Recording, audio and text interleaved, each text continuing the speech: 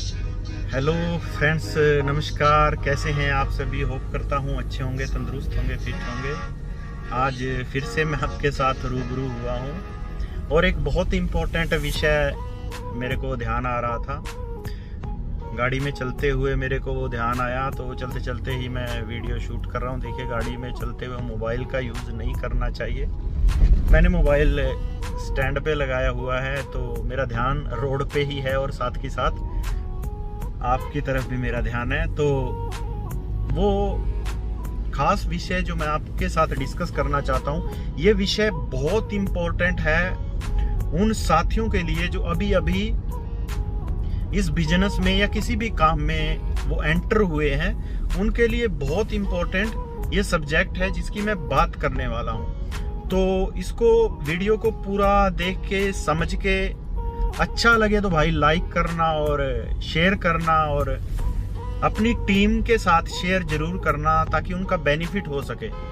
कई बार क्या होता है, हम सीख लेते हैं और सीख के बस ओके हो गया, लेकिन नहीं।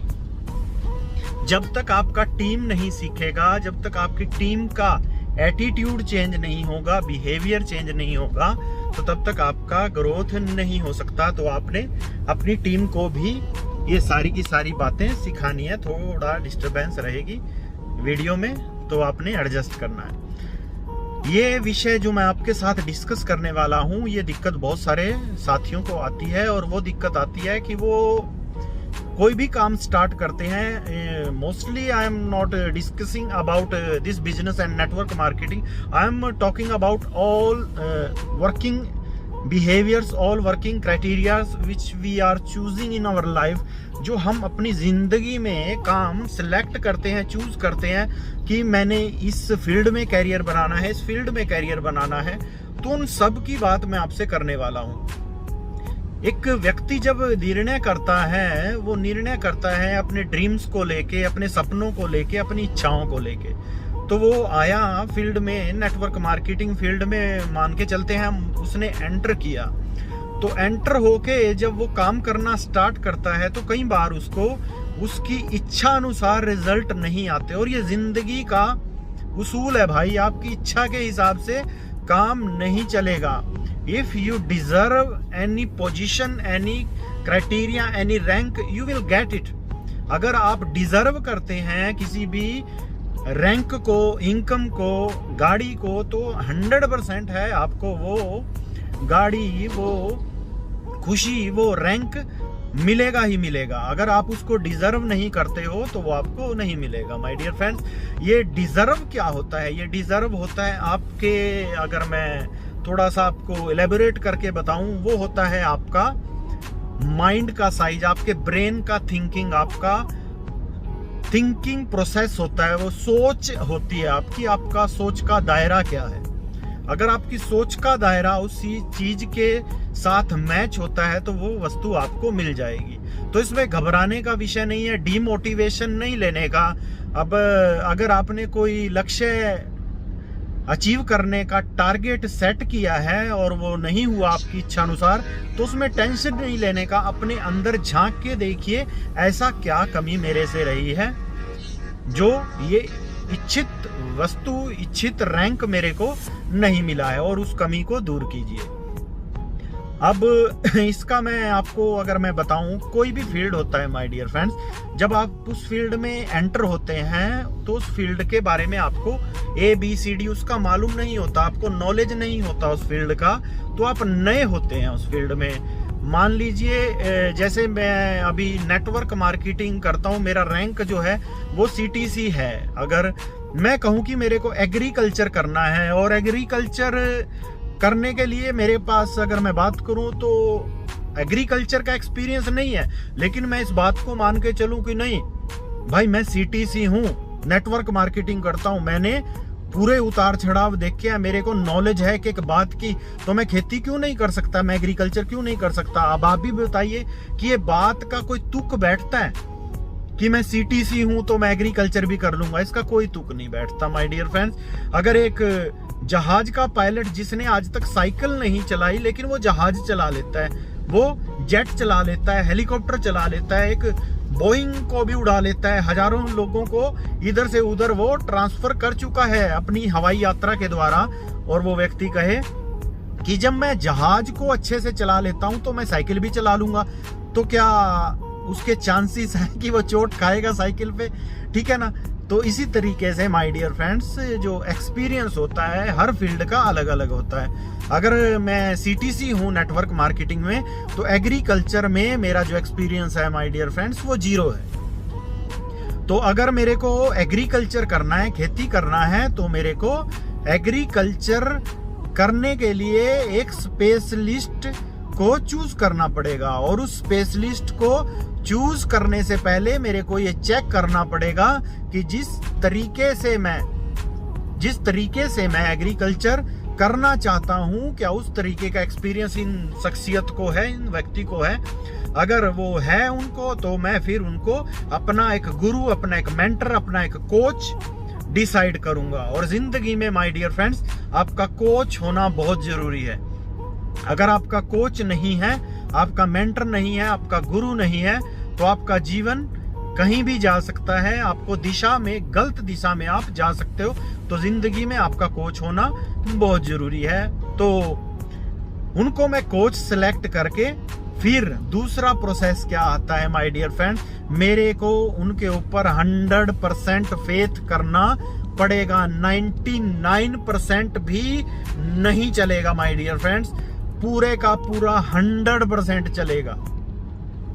वो जो बताएंगे कि ऐसे ऐसे आपने सीडिंग करना है, ऐसे ऐसे आपने खेत को तैयार करना है, मेरे को हर उनकी बात को फॉलो करना पड़ेगा।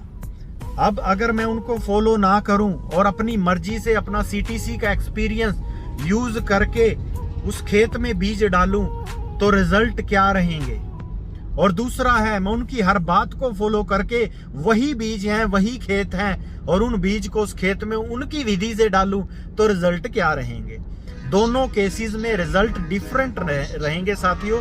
तो इसी तरीके से जो जीवन में हम काम करते हैं, किसी फील्ड को चूज करके, बहुत सारे लोग बोलते हैं कि नेटवर्क मार्केटिंग में मैं भी काम कर रहा हूं, मेरे को तो सर रिजल्ट नहीं आ पा रहे हैं, मेरे को तो वो रिजल्ट नहीं आ रहे हैं जो आप बोल रहे हो। तो कहीं ना कहीं माय डियर फ्रेंड्स, या तो बताने वाले में कमी है या सीखने वाले में कमी है।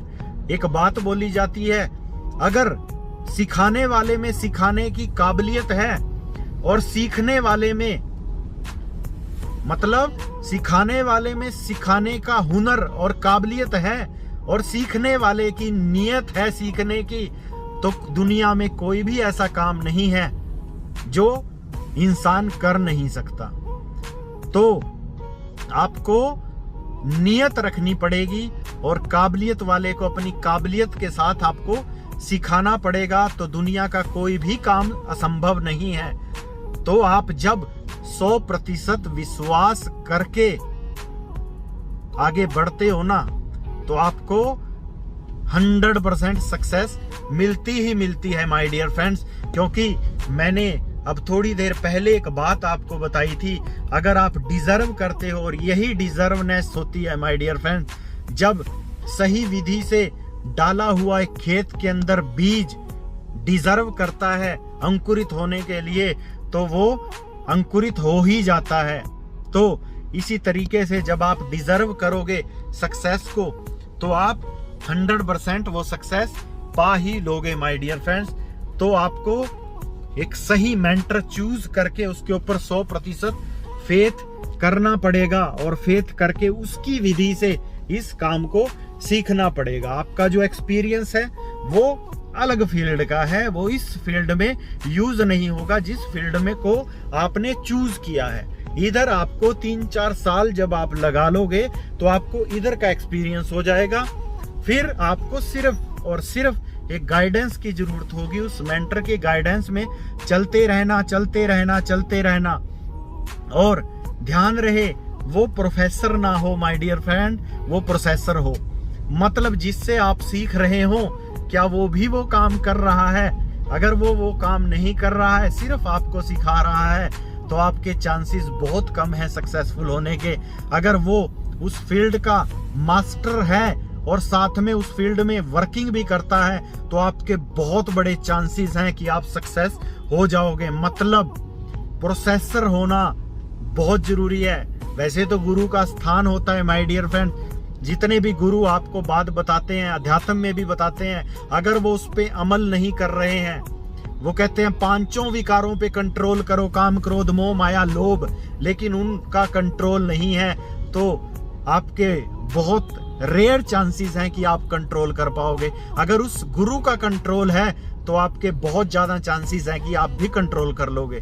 तो माय डियर फ्रेंड्स, जो उस फील्ड में अपने आप खुद सक्सेसफुल है और आपको सक्सेस के बारे में गाइड कर रहा है, बता रहा है, तो आपके चांसेस बहुत ज्यादा है कि आप भी सक्सेसफुल हो जाओगे।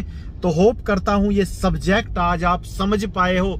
फ्यूचर में ऐसे ही रोमांटिक, नहीं बोलूंगा मैं, रोमांचक, ठीक है ना। रोमांटिक क्या होता है? जिसको सुन के हमारे अंदर रोमांच पैदा हो उसको ही रोमांटिक बोलते हैं। इस रोमांटिक शब्द का भी हमने गलत मायने लगा लिए हैं। जिससे रोमांच पैदा हो जिंदगी में वही रोमांटिक होता है माय डियर फ्रेंड्स। तो ऐसे ही विषय मैं आपके साथ साझा करता रहूंगा और इस वीडियो को अगर अच्छा लगा है तो कमेंट जरूर करें और लाइक करें, और जिस सब्जेक्ट के ऊपर आप थोड़ा सा ज्ञान डालना चाहते हैं, सुनना चाहते हैं, तो उसके बारे में अपने कमेंट बॉक्स में जरूर लिखें। Thank you very much. Wish you all the very best. जय हिंद, जय माता।